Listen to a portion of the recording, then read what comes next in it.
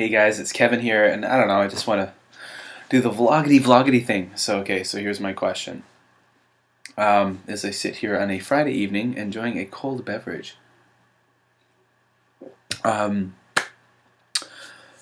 have you ever had an interest or a hobby, something that you really got into, and then after a few months or a year or two changed your mind completely and just completely got out of it, something that you invested so much time, energy, so much of yourself into, and then just poof, gone?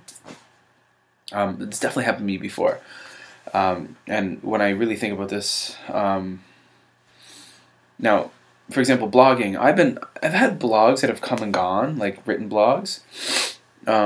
My Canadian in Kobe, which is actually, it's not the Canadian Kobe anymore. It's called the Faraway blog. My Faraway blog is just, I've written a couple of posts in the last few months, and I will be writing more. And that won't go away, definitely not. The Faraway blog's here to stay.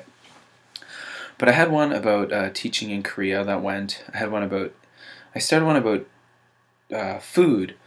That went away. I had a podcast. I started a podcast about Canadian history, because I'm a Canadian and I love Canada and I love Canadian history. And that only lasted about 10 or 12 episodes, and that went away. A lot of projects I choose that go away. And what I really think about, the one thing that I invested a lot of myself in years ago was my first year in Korea. And I was really getting into the whole cultural thing. I'm not in Korea now, by the way, obviously. If you watch my videos, I live in Japan. But I had lived in Korea for almost 6 years. And back in 2002, when I first moved to Korea, I started doing Tae Kwon Do. And there was a Tae Kwon Do dojang across from my school. And the school I worked at, I finished work every night at 7:30. And Tae Kwon Do classes started at 8.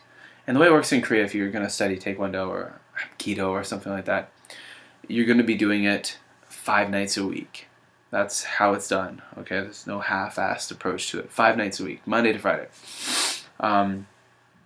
So I started training 5 nights a week, and I loved it. It was like from 8 to 9, sometimes stay 8 to 9:30, and after a while, after about 6 months or so, I developed a really good rapport with the master, and I would even come in sometimes at lunchtime and train. If I had a break in the afternoon, I'd come in and I'd run across the road and throw on my Tae Kwon Do pants and stuff, and I'd train.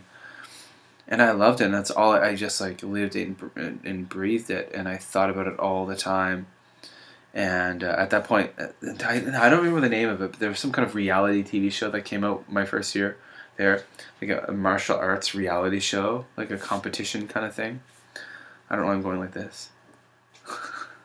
I have memories of, there was this one event where like the different people, competitors, they had like a large pot of water. They had to like chop the water until they couldn't do it anymore, until their hands were like almost broken. Yeah, maybe that's why I went like this. But I was so into it. Like, I almost got to the point where I thought about getting a tattoo in Hangul, in Korean, on my back or arm or something that said Tae Kwon Do.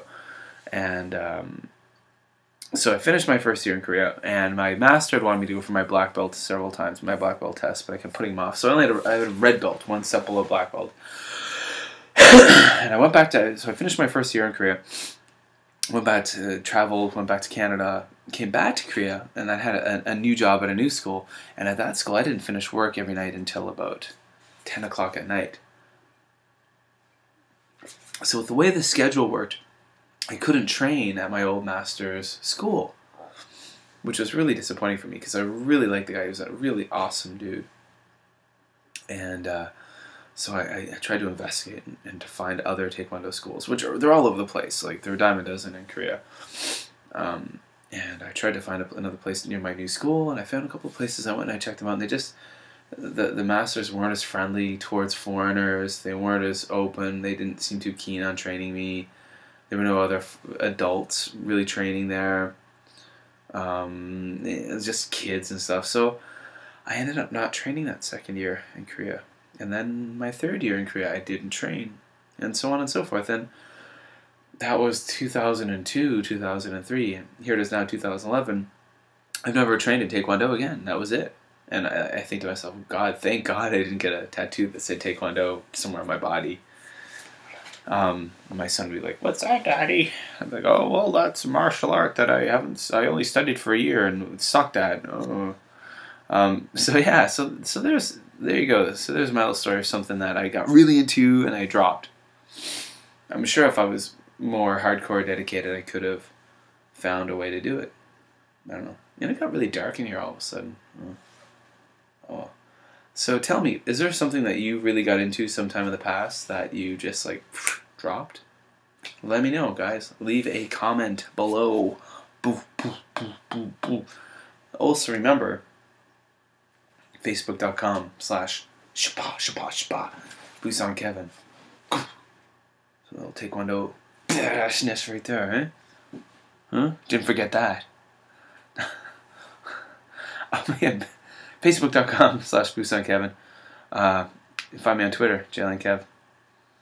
All that stuff. Links are below. Alright guys, take care. Have a great weekend and remember, subscribe. It's jlandkevin. And also my main channel, youtube.com/Busan Kevin. Hand movements everywhere.